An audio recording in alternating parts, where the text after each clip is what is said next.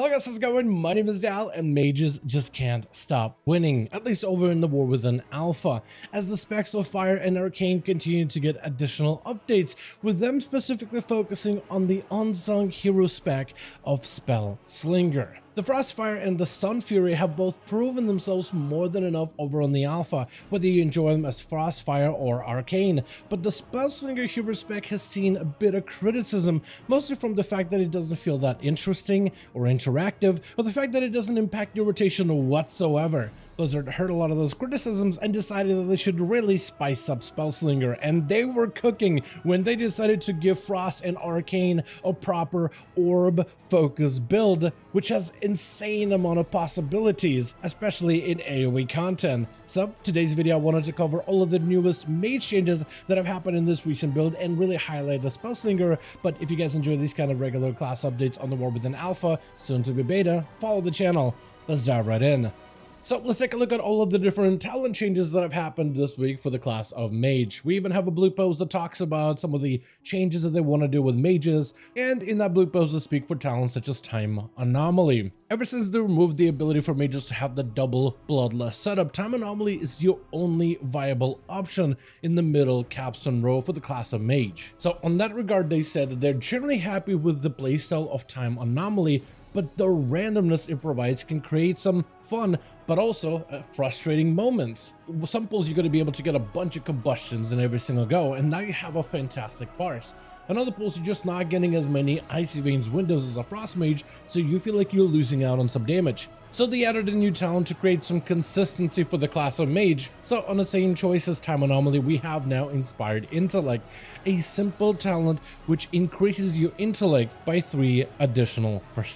When playing this talent, you're still going to provide a 5% intellect buff for everybody else in your raid or party. But now when you place Arcane Intellect on yourself, you gain 3% more intellect out of it. So now I have a bit of a choice between a bit more of a sporadic playstyle with Time Anomaly that can grant you all of these different procs at random moments, or if you want some more consistency and predictability, then Inspired Intellect will be just a raw way for you to gain additional stats. And from there on, I kind of want to move on to the Arcane Mage talent tree, and then we'll circle back towards Spellslinger, because Spellslinger is going to really sling off of that Arcane playstyle because it helps improve it further, and then we'll touch up on Fire Mage really quickly. So for the spec of Arcane, we have the clear casting now has been finally re-implemented back to the spec. They changed it completely, where clear casting allows all Arcane abilities a 10% chance to make your next Arcane missiles or explosion free. With clear casting getting only a 10% chance of proc rate instead of functioning off of how much mana your character spends, certain abilities no longer proc your clear casting as consistently.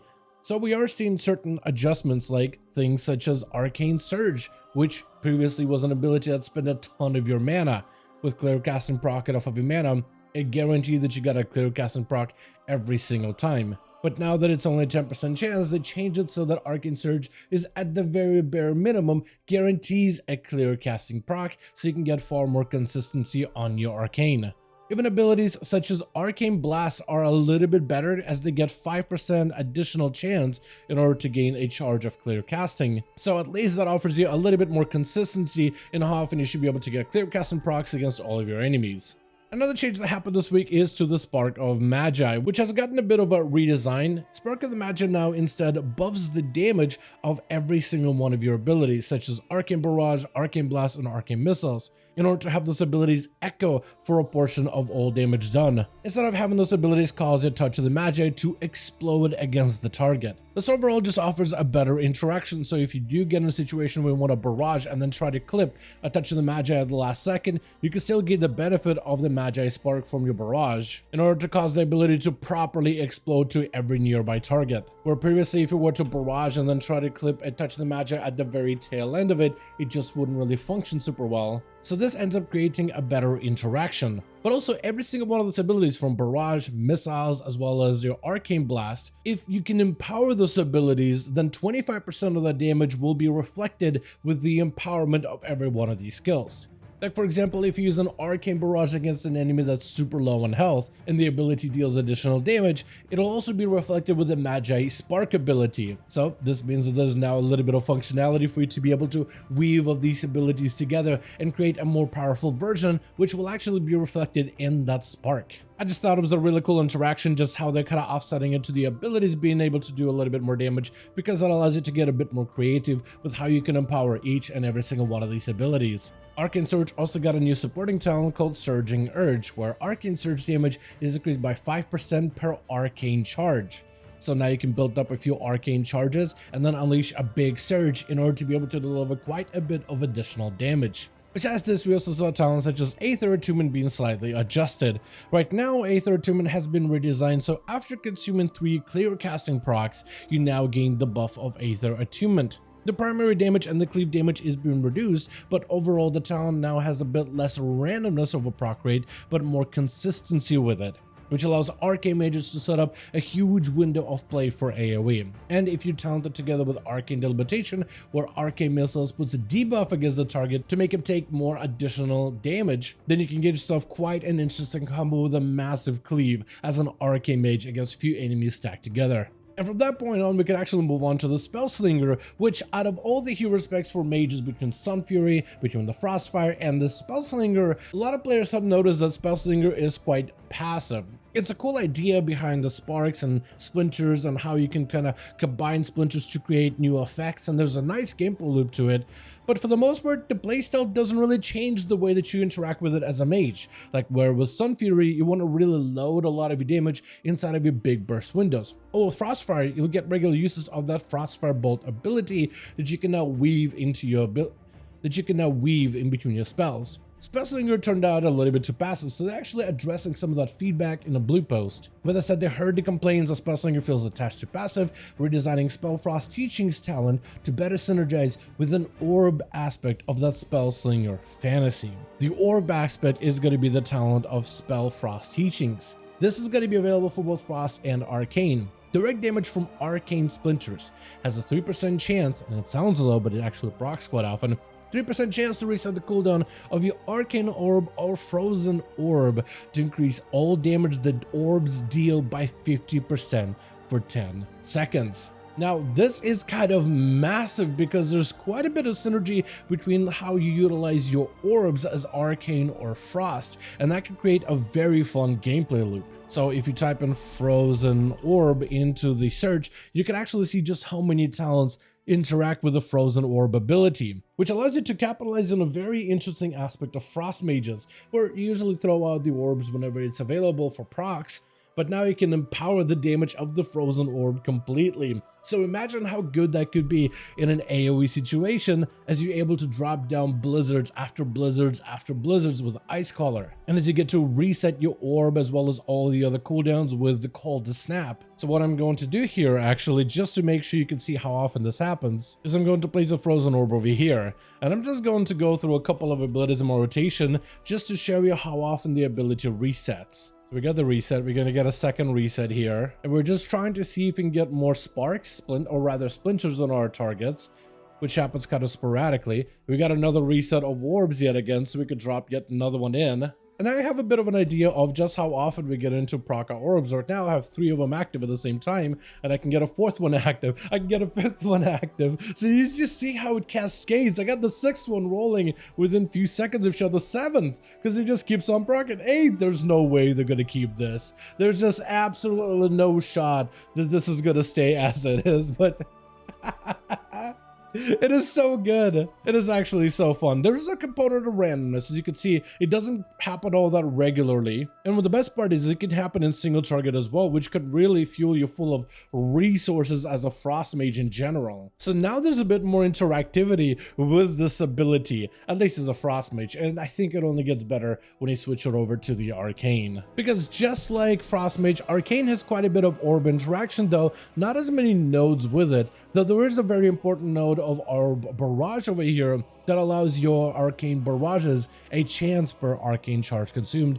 to launch an arcane orb at your target, which can create a feedback loop where your barrage to get a free orb, so then you can barrage to get another free orb, and then you just do this over and over and over, and that's essentially becomes your rotation in pure AoE content. Back-to-back orbs, back-to-back barrages, and if you're lucky enough, you could usually get a fairly good bit of resets. And again, whenever you do get Spell Frost teachings, it actually resets the cooldown of your orb every single time it's up. I am gonna have to hopefully get a missile proc here. Beautiful. So now I can get my spark rolling, put a debuff against everything, double debuff with nether munitions as well as Arcane debilitation, and you can kind of just barrage over and over and over.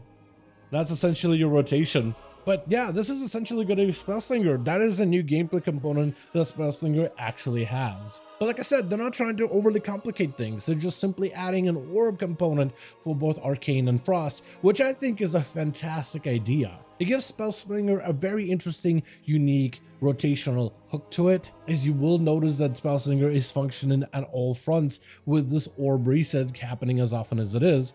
And this can be functionally good for both single target as well as AoE. For Frost Mages, I feel like that could also be another fantastic opportunity for them, since Frozen Orb usually just ends up being like a thing that you just use for procs, but with that ability gaining some significant traction, I think this could allow you to make more builds related and centered around Frozen Orb as a key component ability instead of just Glacial Spikes, Ice Lances, or Frost Bolts. So it gives you even more talents that are now, I think, have been upgraded in their overall viability, which is exciting to see. Anyway, I'm gonna stop gushing about Spellslinger Arcane, but definitely you should have Arcane and Spellslinger on your radar. I know that everybody's excited about the two most popular ones with Sunfury and Frostfire, and don't get me wrong, I love Frostfire in the way that it plays, but I feel the Spellslinger is now starting to come into its own, and hopefully we'll see more classes get similar treatment as we've seen so far with Spellslinger. As for the Fire Mage, we do have a handful of changes that they wanted to do in particular. First of all, Charring Ember's playstyle around your Phoenix Flames, putting a debuff on the target, that has been removed entirely. You no longer have to put up Phoenix Flames just to place a debuff against the target. This means that Fire Mages have now a bit more freedom in how they utilize their Phoenix Flames ability. Also, there's been a small upgrade here. They moved up the critical strike chance of your Phoenix Flames into the Call of the Sun King really early on, where Phoenix Flames gains an additional charge pretty early and will always critical strike. So now not only do you have abilities such as Fire Blast that can give you a 100% crit chance, but now Phoenix Flames that can also give you a 100% crit chance. So you can set up a fantastic combo really early on that can give you quite a bit of overall damage. So Phoenix Flames as an ability should feel a little bit better, I think, for Fire Mages in particular. I like this change in general. Just being able to pick this up super early on without too many talent point investments, I think is a good move. Besides this, you also see that they have adjusted their talent tree in the capstone department just a little bit, but not too much. Some of the talent interactions like the Phoenix Flame stuff, as well as the debuff mechanic, has been removed completely. And there's a couple of new options here that we'll also talk about. Some of the notable changes will be a new node between Alexstrasza's Fury and now a talent of Ashen Feather. Alexstrasza's Fury only affects Dragon Breath now, so you don't necessarily need to pick up Alexstrasza's Fury unless you're primarily looking to get that Dragon's Breath, crit chance, and a hot streak combo. On the flip side though, you can always pick up Ashen Feather. If Phoenix Flames only hits a single target, it deals 50% increased damage and applies Ignite at 100% effectiveness, which could make Phoenix Flames a must-have ability when it comes to ramping up a massive Ignite against a single foe. This is a more focused talent, so it kind of gives you an option between single target or AoE. I've been kind of liking Alexstrasza's Fury, but I guess you could really go either way. I'm also wondering if neither of these talents are going to be a must-have anymore. I guess it all depends really on the build that you will end up running.